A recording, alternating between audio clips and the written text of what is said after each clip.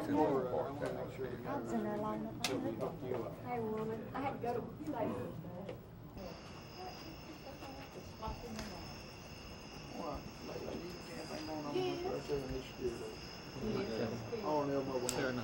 The fellow who's speaking.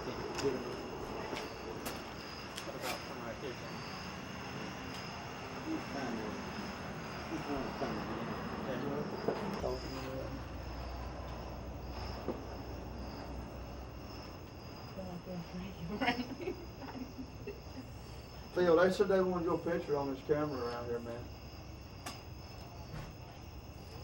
He's probably way back around behind the hill. There's a crowd in there. No too crowded.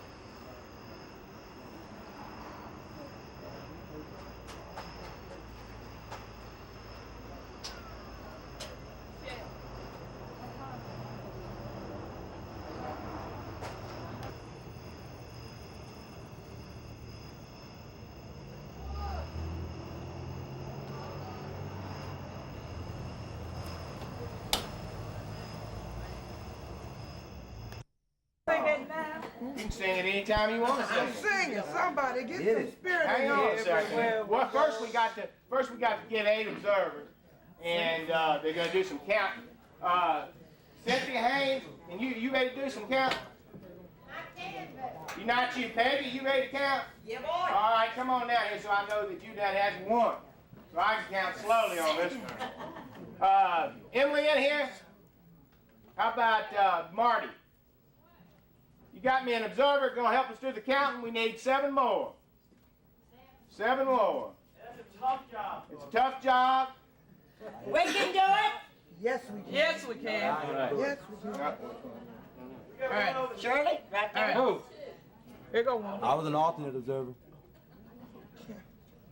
Okay, here, come on down. Come on down if you're going to count. I think we want to get anybody that's been checking We first. prefer checkers. People who are checking. People who were checking. You checking? Okay, we got 3. What's your name? Jimmy Woodruff. Peggy George. Tom Fullerton. Hey, how you on? Dolores is wanting to count. Hey, got Judy. Dolores. 4. All right, hold on here. Hold on, that's it. That's it. You're a call.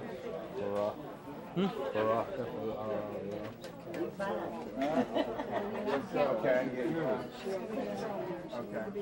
Right, that's all right. Larry, right.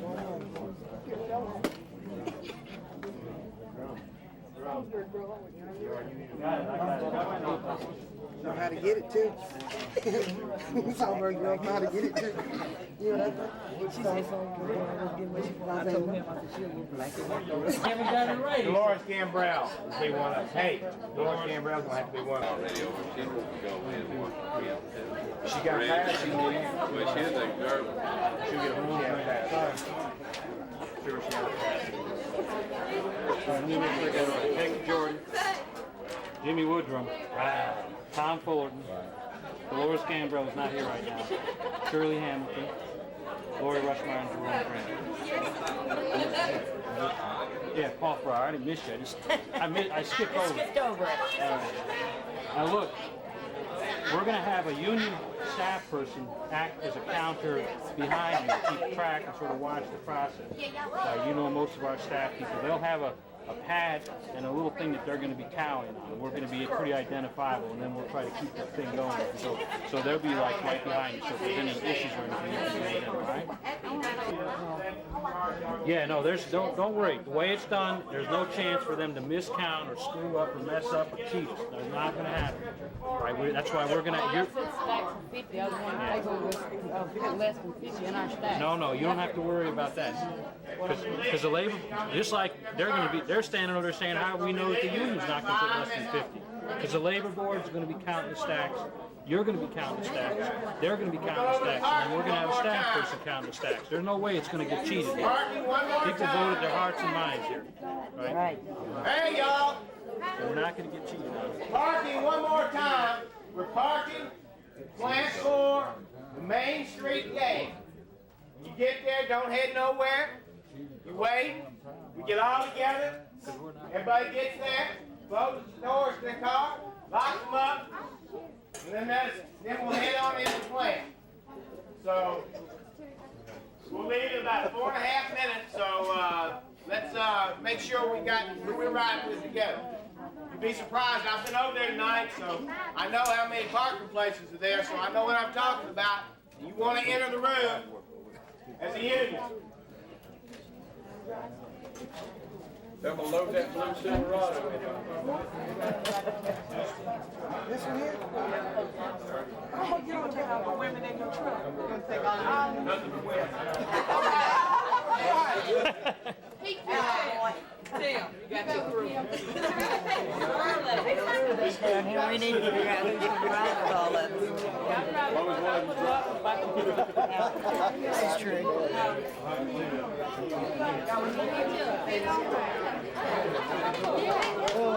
Everybody sit up, go down. Right over? Yeah, sure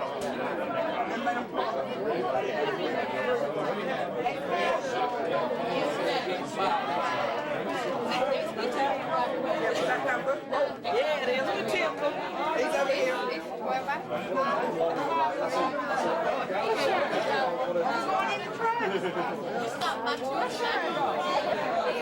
Sherry.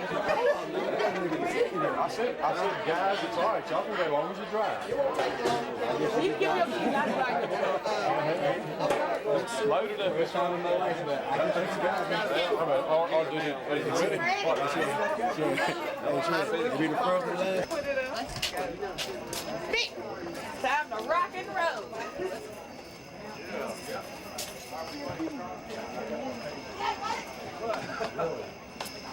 I'm right behind you. No, don't keep me so nervous. We got it, Don't you start that crying.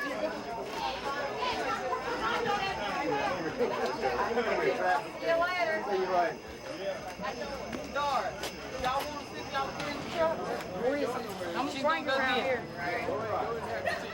Going the way right here. Come on, poor man. Y'all going down? Oh, no, I ain't. No. We're coming right back. Okay. All right.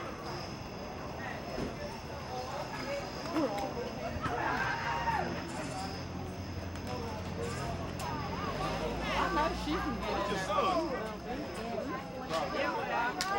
Where we go? Everywhere we go, People wanna know people want to know who we are. who we are. So we tell them So we tell them we are the union. we are the union, Mighty, mighty union. the mighty, mighty union. Mighty, Mighty, mighty, mighty, mighty, mighty, mighty, mighty union. mighty, mighty union. Union. Union! What do we want? Union! When do we want it? Now! All right. What time is it? Union time! What time is it? Union time! What time is it? Union time! Woo! Fight 'em. Let's go get one! All right! Let's go get one.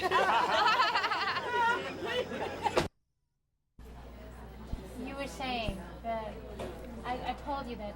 Can you hold it for a second? For these people to stand up to this company. Can you start that again? It takes a lot of courage, you said? It takes a lot of courage and a lot of backbone to stand up to this company here. And the people that has got out here and worked for this union, they're winners. It don't make no difference how the vote turn out. They're winners because they have stood up, and the company will respect them for standing up because they have learned what their rights is. The company don't respect people that don't know what their rights is. And when people knows what their rights is under the Constitution of the United States, big business is scared of them in the South because it takes courage to stand up and say, I need my rights and I want my rights and I don't want you to violate them.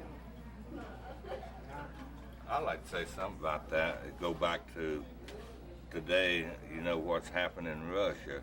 These people got a taste of freedom and everything, and then when they had it taken away from them, they stood up for themselves. And this is what these people are doing here or standing up for their rights.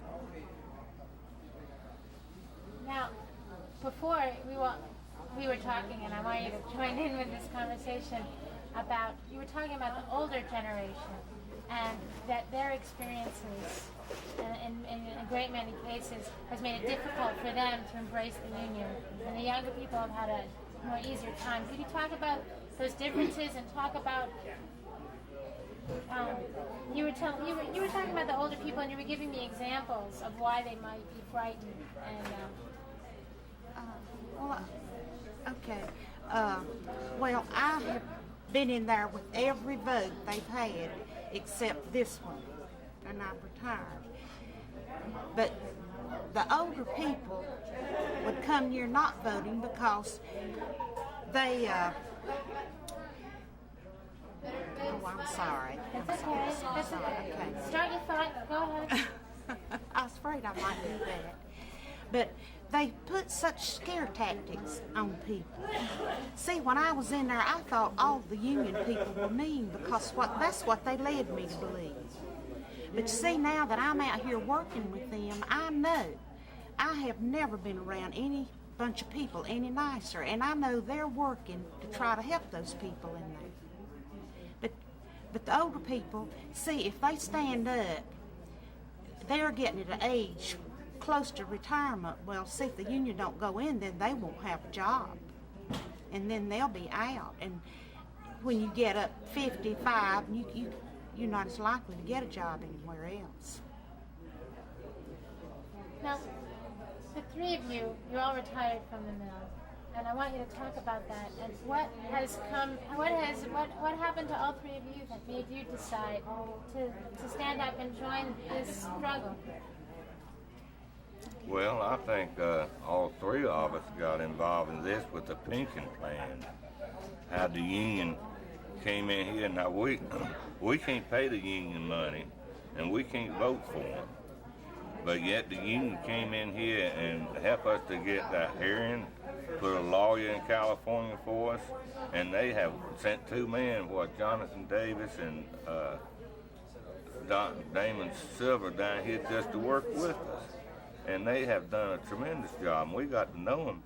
And if the union can do that for poor retired people, what can they do for those who are still working? And let me say this, if we had the union in '86, when Murdoch sold the plant, we never would have lost our pension because we would have had a reputation there when they sold the plant. Well, we didn't even know he was taking $39 million out of our pension plan. Put it in his back pocket. I'd like to do that. If I do that, they lock me up in jail. But he got away with it, and the government patted him on the back, said, "That's good, take it." I don't guess I should bring Jim Baker up in this. But Jim Baker, people send him his money willingly. He asked for it, and they sent it to him, and Murdoch, he just went in and took it out and didn't say nothing to nobody. And Jim Baker's serving 40 years. Murdoch bought him out. I know you have some questions related to this about the past. Let me ask them. We've been talking with a lot of people who've been around in the textile business since the 20s. And so there's a whole history of unionism which most people don't know about. When did you first know about unions in textiles? Well, I started in 1955. Mr. Bob Freeman, he came down here. I don't know whether you're familiar with him or not, but he's a finer gentleman as you ever met and as good a friend. And I'm still friends with him. We visit a lot. And he teaches me more about my rights than any man alive, I reckon. And I count him as a true friend. Did you know anything about unions in textiles before that time? No. Bob started working with me, and we kept working in 1974 he came here and we started a campaign and we brought it to a vote in 1974. And we almost won it that time. Well, now, it's interesting to me that people here know all about what Mr. Cannon did and how the mills got going. You've got a book that you showed me all about that. But nobody seems to know that back in the 20s, people were trying to form a union here. In 1934, they actually had a great big strike all over the country about that. Did you know anything about that? Well, in 1974, the company brought out plywood. They had enough of plywood plastered over the plants to build another plant with. They had to pick newspaper clippings and the pictures with the machine guns on the building to shoot the union organizers and things and run them out of town. And through generations, the company has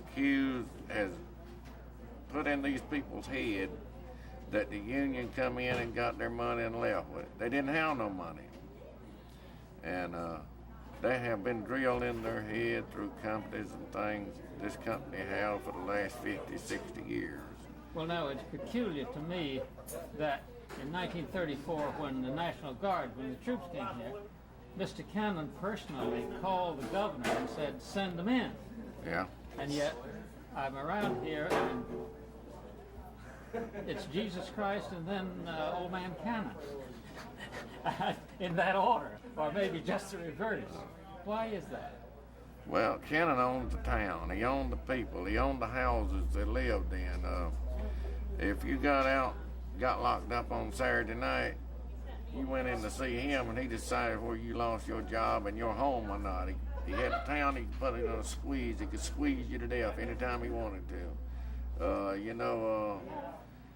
You hear tell these old plantation farmers back in slavery time, they brought the overseers in here from them plantation farms in the textile mill. And that there overseer, he's the man on the horse with the whoop.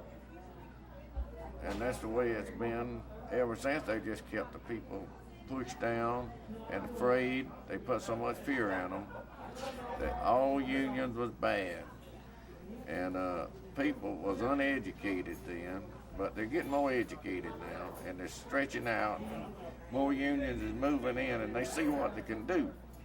If you stand up together, you can better yourself. You can raise your standard of living. Now, again, we've been talking with people in the town, and we read this local newspaper. That's right.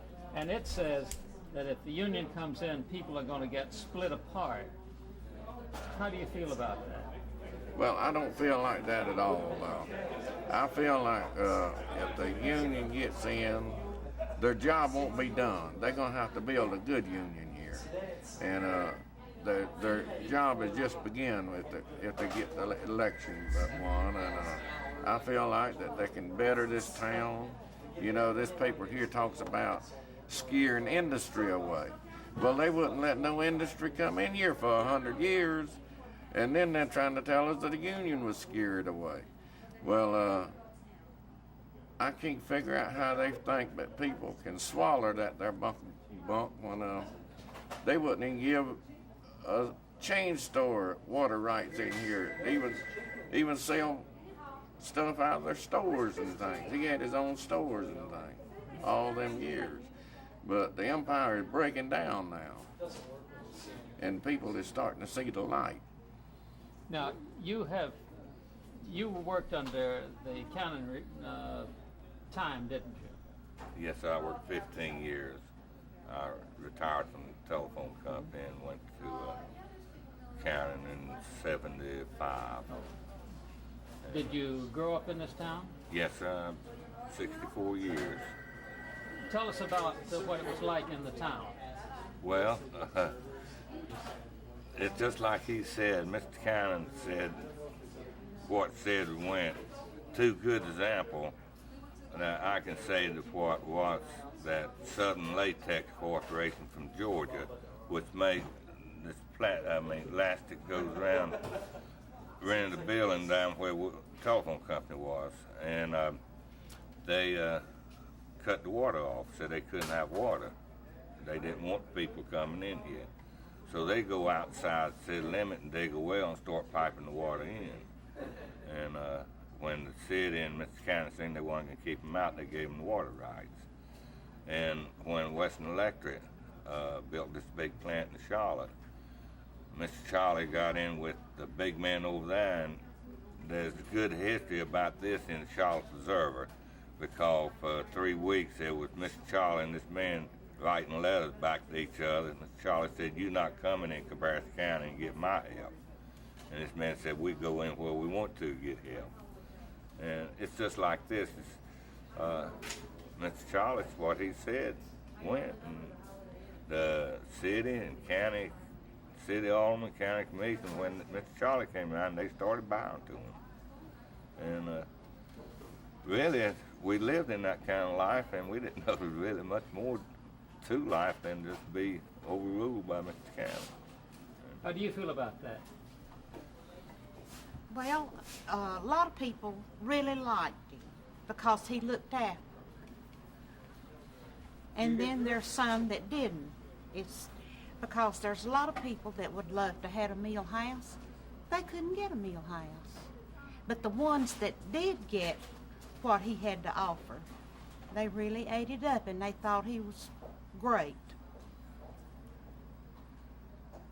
Well, like I said, Mr. Charlie, he looked after his people. I guess that's why he had an iron hand on them. And he built the houses. And when he bought this property up here, he started building the mill. But when he built the mill, he started building houses. And if he couldn't find people here, he would go down South Carolina and Georgia and get families and bring them up here and give them a mill house where he would have employees. And Mr. Charlie did great work. If it weren't for him, we wouldn't have a good hospital we got here in Cabarrus County. But just like I said, there was nothing done unless Mr. Charlie said it was. Do you, all of you people probably remember a great deal about President Roosevelt. Many people kind of looked up to him the way they looked up to Mr. Charlie in a way. Yeah. Could you talk about Roosevelt? Well, where I was raised at, I was raised down in Nancy County, one of the poorest counties in the state. And when Roosevelt came in, he started up the WPA and the CC camps and give people work. And people down there about to starve to death back under Hoover's time. And they was raised up, I was raised up thinking Roosevelt was the greatest man ever lived. And you take down there, when I was coming up, it wouldn't do for a Republican to come out in public down there because it'd run him out of town. It's all Democrat down there, but now they're changing over some, you know. They got a little money on their hip, and now they think they're rich enough to vote Republican. You can take a rest just a moment. So we still got to get our pensions restored 100% and get a law passed in Washington, which we are trying to do. Could you tell us about how you, what happened with Good Morning America? Well, Keith Thiessen, I believe Theeson, way it's spelled, called home one morning and interviewed us. And he told us they didn't know exactly how they were going to put... Okay, let's start again, because we didn't get that it was Good Morning America. Talk about that.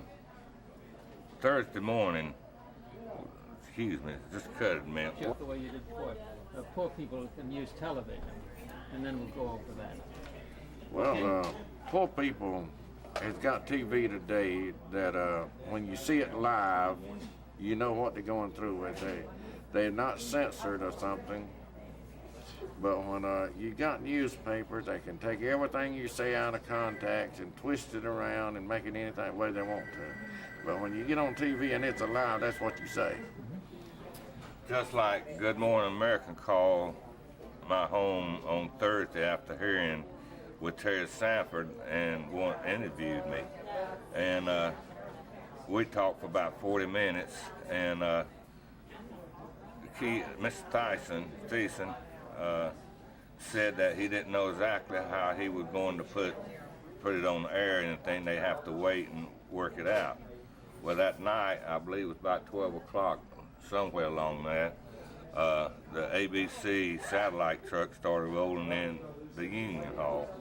And next morning at 8 o'clock, they put a 30-minute program on, Good Morning America.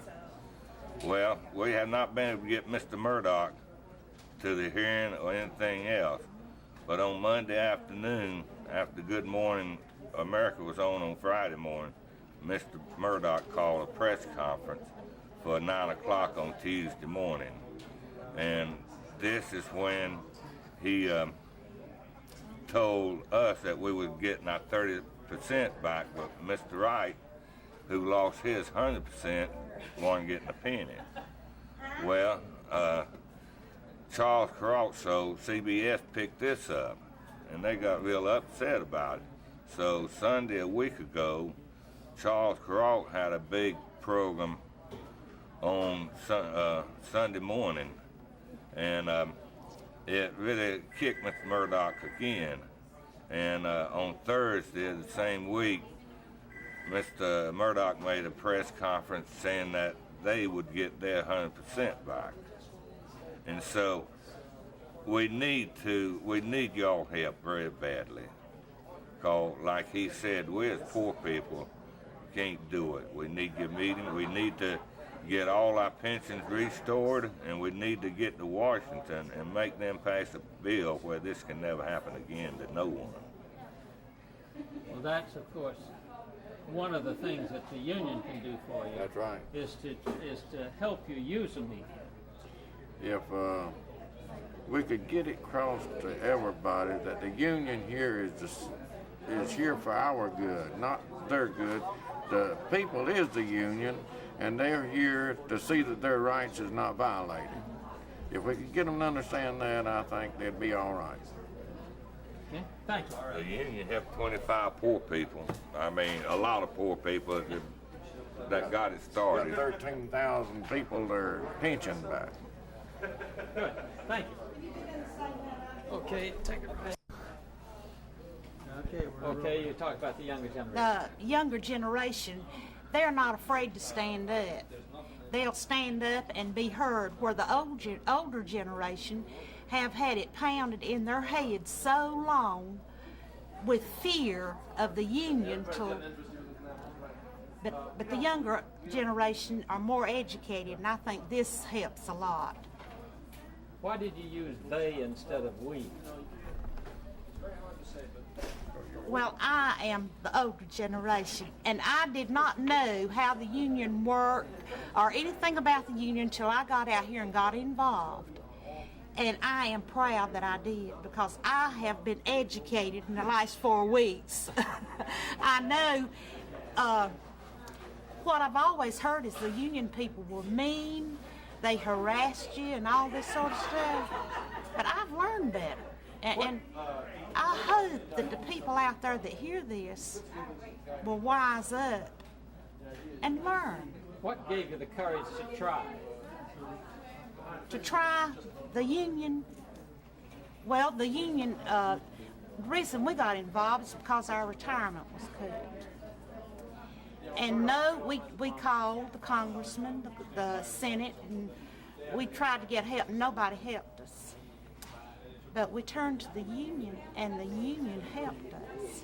And if it hadn't been for them, we'd still be minus that 30%, because I'm sure that Murdoch wouldn't have pulled it out of his pocket.